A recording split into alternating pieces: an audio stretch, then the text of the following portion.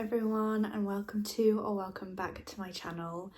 Happy February, and happy first TBR video of the year. Last month I didn't do a TBR video because I just wanted to mood read. It was the first month of the year. I wanted to ease into my reading, and this month it is Polarthon Readathon, which is a readathon hosted by JD Ray Reads, and it's all about reading to save the polar bears. So there's specific prompts that have like an Arctic polar theme, and the idea is that throughout the month you raise as much awareness for the polar bears and also donate to a charity that helps save the polar bears. So I was thinking of doing a TBR jar video to pick my reads for February, but because it is Polarthon and I want to try and be as on theme with that as possible, or not necessarily on theme, just able to fulfill as many prompts as I can, I've decided not to do a TBR jar chooses my prompts for my February TBR, but there will be a reading vlog involving the TBR coming in a couple of weeks or so. So make sure you are subscribed so you don't miss that. But without further ado, let's just get into my February TBR. So the first one that I'm just going to mention is called Polar Peril, I think. I'll put it on screen here somewhere. All I know is that this is magical. It's short and it's all about trying to save the polar bears in this book. So hopefully that's just going to be a really lovely book, and that will tick off a couple of prompts, and I'm looking forward to reading that soon. Then carrying over from January, we have Where Sleeping Girls Lie by Farida Abike Ayomide, sorry. I started this one at the very end of January and I'm nearly halfway through. I'm really enjoying this one. This is a book that follows our main character Sade, who is a new girl at a boarding school, and on her first night there her roommate goes missing, and as she is the new girl she sort of has a lot of attention on her because it's a bit suspicious that she's come and then all of a sudden her roommate has gone missing. So it's a mystery following that, but Farida's books always have so much depth to them and different layers and social commentary on them. But yeah, that's the first main one on the TBR. The next one is a bit of a silly fun one. Me and my mum watched Rivals on Disney Plus last year and absolutely loved it. And she's read the books previously. I've not, but I'm like, I need more. I can't wait for another season. I need more. So we are going to be reading Riders by Jilly Cooper together. She has already started this and is a few chapters in, so I need to catch up.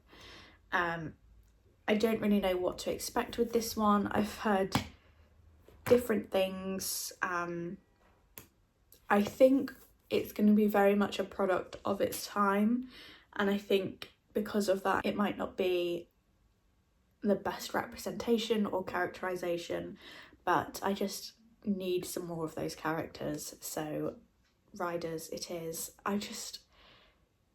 These covers are not it. I'm sorry, they aren't. I think I'm gonna have to learn how to like rebind books and make my own because it's just not the best cover. Then we have The Lost Bookshop by Evie Woods.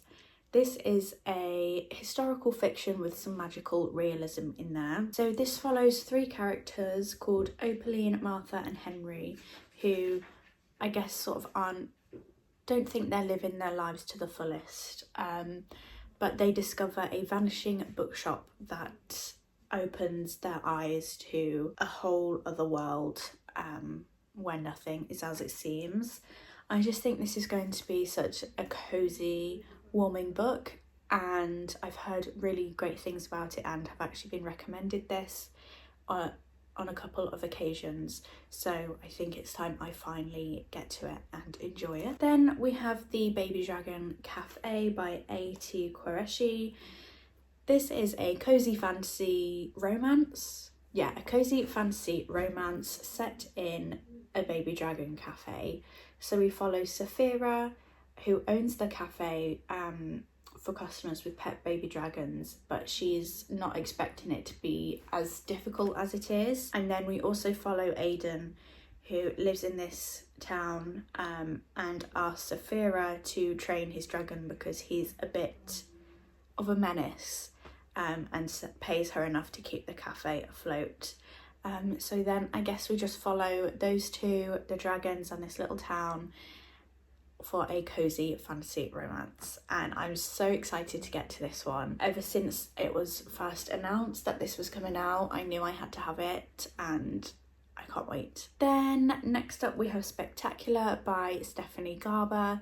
This is a novella set in the Caraval world around Christmas holiday season.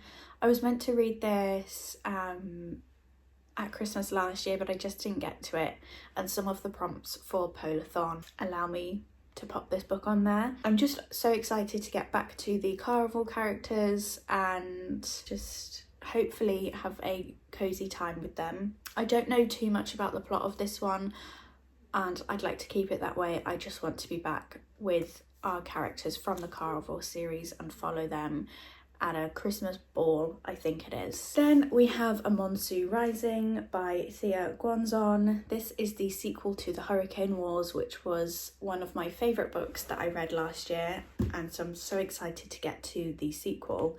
Now I can't really tell you too much about this one because it is a sequel and I don't want to give anything away, but we are following our two characters, Alaric and Talasin, who in the Hurricane Wars are sort of on opposite sides of the war, but then for reasons that happen they kind of come together and have to work together. Is there some betrayal? Is there not? I don't know. It's a really great fantasy romance, and the world building in this book, or at least in the first one, was amazing. So I'm really excited to get back to our characters and see what happens. My sister has already read this. We read the first one together, and she has said plot-wise not much is going on in this one, but there is a bit of character development, so I guess we will see how I find this. And then lastly we have Tress of the Emerald Sea by Brandon Sanderson. Not only does this fit, I think, a Polarthon prompt, but it is also my buzzword readathon book for February, which is titles with water words. So obviously sea is a water word. I don't know too much about this one. All I know is that there is a talking rat, and I love rats. I'm a big advocate for rats. So we follow Tress, who lives on this island all her life, and she's lived a very simple life, and she's basically got her friend Charlie, but then her father takes Charlie away to find a bride, so she sort of is a stowaway on a ship, I guess, to find Charlie. I'm not too sure, I don't know, to be honest.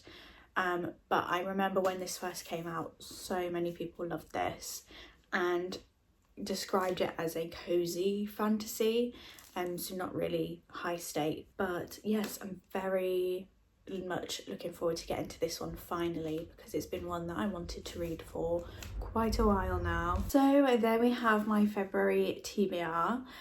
It's actually a bit of a random one, and honestly not really some books that I foresaw myself getting to this month, but the joys of Polarthon and trying to get books to fit the prompts, and I'm very much trying to do it from my own TBR to get that down. But yeah, if you have read any of these, please let me know your thoughts, and also let me know what books you are hoping to read in February. I hope you all have a fabulous reading month, and I will see you in whatever comes next. Bye!